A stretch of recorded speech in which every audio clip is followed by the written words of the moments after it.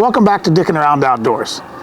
We thought this was a great time of year to share with you some of the items that we found in 2022 that really enhanced our camping and overlanding experiences this year. You've seen some of these in our videos. If I do have a video on the particular item, I will point it out and I'll set a link up to the top.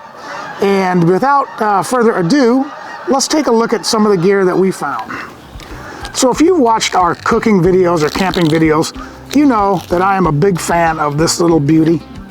It is called the Pocket Bellows, and all it is a tube that you blow into and you're able to direct air into your fire. If it starts to die down, you can feed it some oxygen, get it going again. Super little tool. So if you don't have one of these, I do think they are great. Now, this is not what I want to talk about for 2022, however. The downside of this is a lot of times you have to be sort of on the ground to use it. You have to get your face pretty close to the fire. So it works really good for a wood-burning stove or a small fire. But if you've got a big fire pit going and you need to blow into that, it is a bit cumbersome, I would say. Effective, but cumbersome.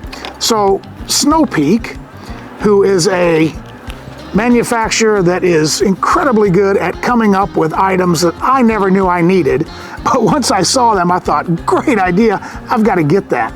And they've done it again with this item. This is a testament to Snowpeak's absolutely brilliant marketing team when it comes to naming things. Snowpeak's fire pits are called Takibis, and they've named this little gem the Takibi blower. The geese are going crazy today. So what is the Takibi blower? Well, it is basically a pocket bellows on steroids. It's a two-piece bellows that comes in this really nice canvas case. It is made out of stainless steel and wood. It comes apart.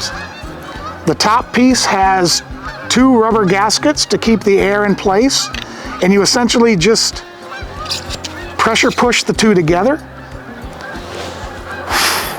You blow into it just like you would the pocket bellows, but you can stay a lot further away from the fire.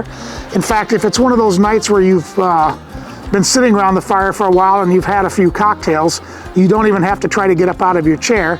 You can just reach over and blow into the fire from here.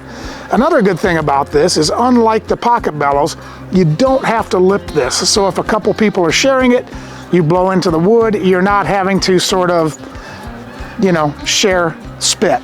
So anyway, the other thing about this that I really like is it's got a one-way valve in it. You can blow air through it, but you cannot suck air back into it. So it eliminates any possibility of accidentally sucking smoke back in from the fire. So it's a great little item. Clocks in about 90 bucks, so it's not cheap. But as everything Snowpeak makes, you can expect this thing to last a lifetime. So anyway, the first item on the list is the Takibi blower from Snowpeak. Next on the list, if you're familiar with shower pouch, which is a very large sort of wet wipe that you can take overlanding and camping with you to stay clean and wipe off if you get grungy. They're really a great tool, but they're really large. These things just seem to be circling above the camera. Anyway, the shower pouches are really, really good if you're sort of taking a bath, if you will, out in the woods, but they are really large and oftentimes considered, I think, in our trips wasteful if you're not taking a full bath. So we were looking for an alternative, and we found these. They are combat wipes. It's another brand. They're much smaller. These are a great size to wipe your hands, your face off, sort of touch-up cleaning. They're biodegradable. Each pack is 26 towels. They don't have any alcohol in them. They do have different versions. These are actually the unscented commando versions. We use these on our trip to Tuck, and they were really, really good. We really liked using these. Biodegradable, as I said, so really a nice towel. The one thing that you need to take into account is that when opening these, they just have this little flap that opens up. It's kind of like a Kleenex bag. You pull it out. Over time, this little flap doesn't want to seal as well. So you might want to take a Ziploc bag to toss them into once you open them. But combat wipes, I think they work really, really well for camping and overlanding. Next up is the kitchen. There are 2 items that we used in 2022 that we thought really worked well and made the trip better. The first is, and I got to admit that when I first saw this item, I thought that's a bit hokey, but this is the hand chopper from Rikon, and really what it is a mini hand-operated food processor. It's got 2 blades that are covered with a protective device that go into the chopper. You put your items in there, and again, for home use, this would work, but it's not going to process a lot. But for camping, particularly just the 2 of us, it works really well. And then in order to chop your food, you just crank it like you would starting a lawnmower. And despite how sort of maybe fragile it looks, it's held up extremely well, and I think is just a fantastic device to take on a camping trip. The other thing that we have is this carbon steel pan from OXO. Now this was a collaboration between OXO and REI. We picked it up and we did an extensive test on it. You can see that here. This pan is carbon steel. It is a 10-inch pan. They also have an 8 and a 12-inch pan. And what I really like about this pan is most carbon steel pans have these kind of comically long handles on them.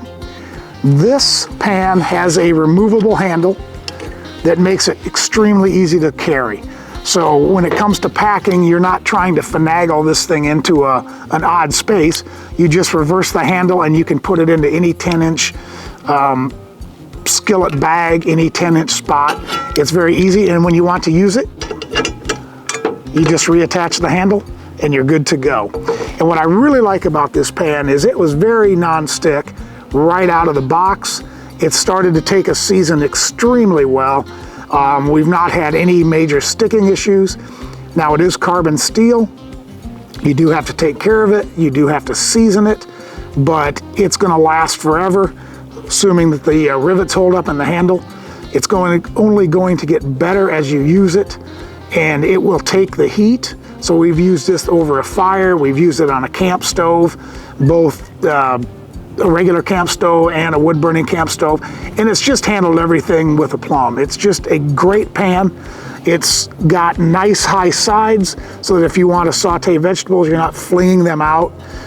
It's not non-stick from the standpoint of having a coating on it, so it's not going to be something you buy and throw away in a year and have to buy another one. So the 2 kitchen items again, Rikon hand food chopper and the OXO Outdoors carbon steel skillet.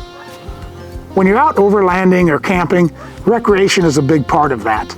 It can't all be drinking beer around the campfire or driving on trails. So when we're at camp looking for something to do, often we love to go fishing. The downside we've had in our JK is that carrying a standard fishing pole is a challenge at best. Now, we do have some travel poles with rods and reels. We like those a lot, but we discovered in 2022 Tenkara, which is a fly fishing method that really doesn't even use a reel. It's simply a rod.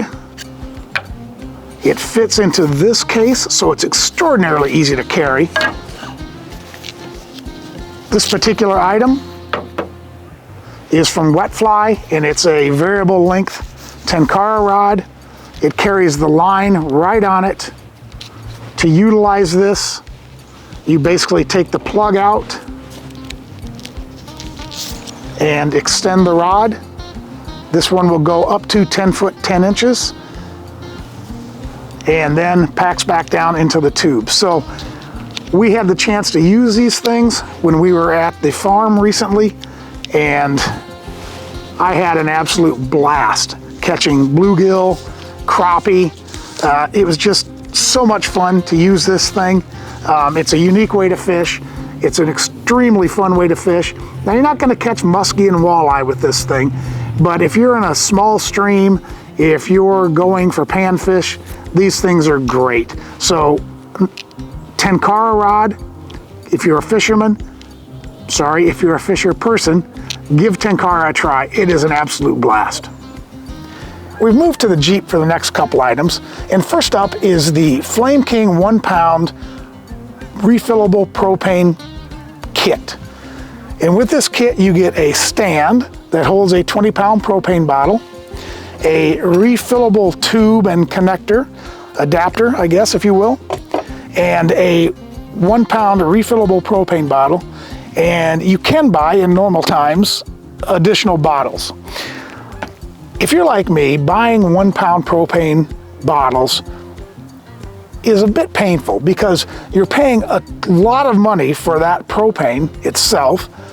There's about 4.2 pounds in a gallon of propane. So if you know the price of a gallon of propane versus what you're paying for a bottle, it's pretty expensive.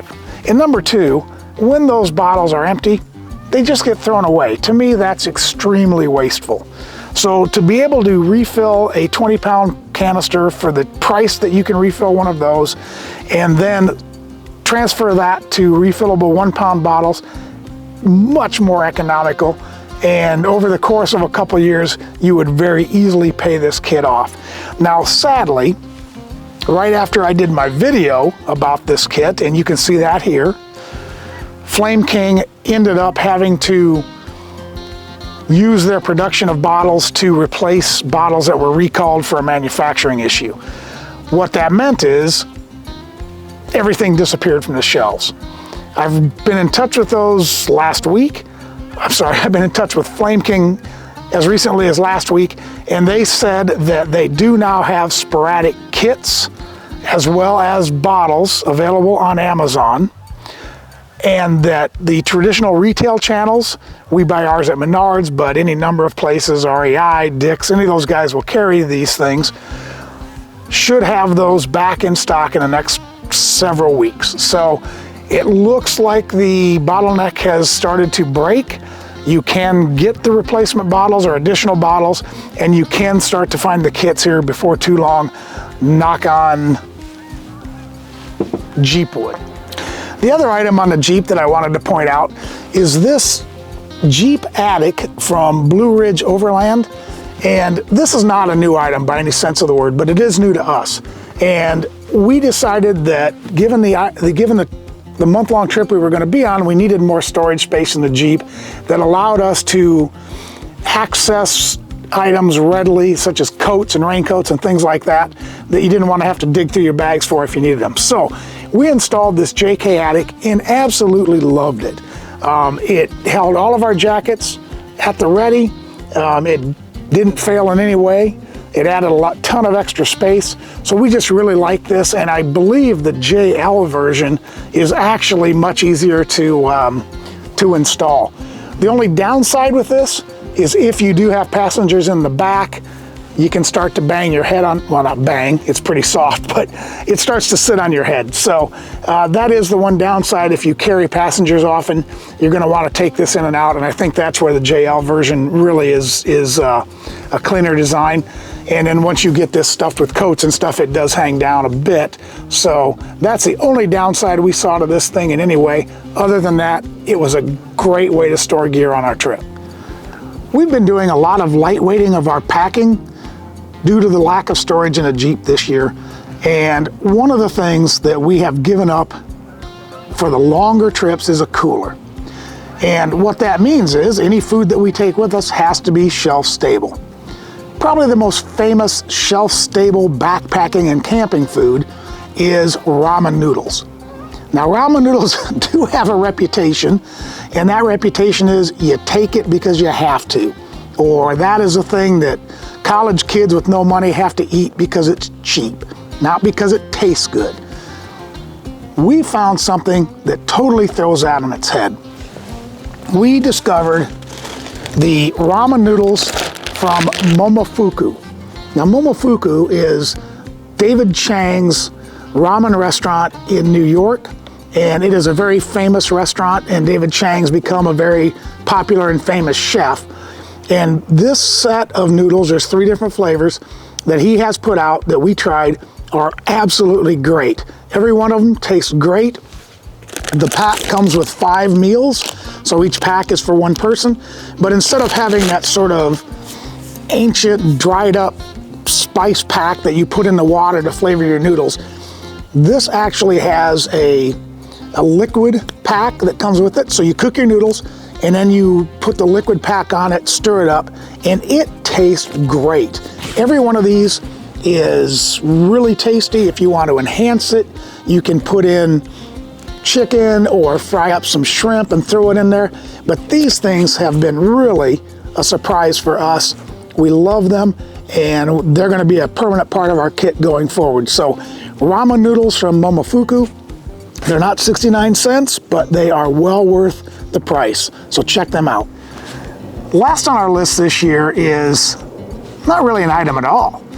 It is to remind ourselves that despite all the great gear that we see on Instagram and Overland sites and, you know, Overland Journal and Overland Expo, you really don't need all that fancy gear. And honestly, you don't really need to buy a whole bunch of new gear. So, last on our list is shopping at thrift stores. And we have found some spectacular deals at thrift stores. And this is probably the most, I guess, spectacular deal. This is a waxed canvas raincoat from Filson. So if you're not familiar with Filson, check them out. They started out outfitting the gold rush folks that were heading to the Klondike. So these guys have been around for a long time. Not always owned by the same people, but they have a long legacy, and I will tell you, their customer service is second to none. We got this wax canvas jacket.